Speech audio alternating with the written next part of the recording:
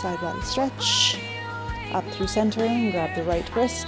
Reach over to the left. Back up through center. Bring your hands to the lower back, fingers pointing down, thumbs on the outside. Push your hips forward.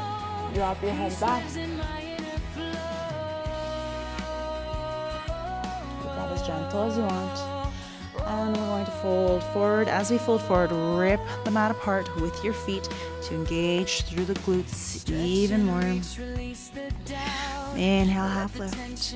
Exhale, plant the palms. Step the feet back, lower knees, chest, chin. Another 3, into hold. Right arm in front for support. Lengthen to the tailbone. Then through the left leg, reach back with the right hand. Quad stretch.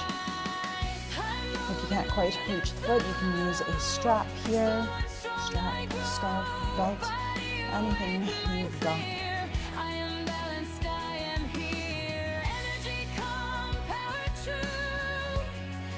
Now release the foot, keep the left leg bent though, and do little pulses. Using the strength in the back line of that left leg. Keep going. 3, 2, 1. Lower down. Support yourself with the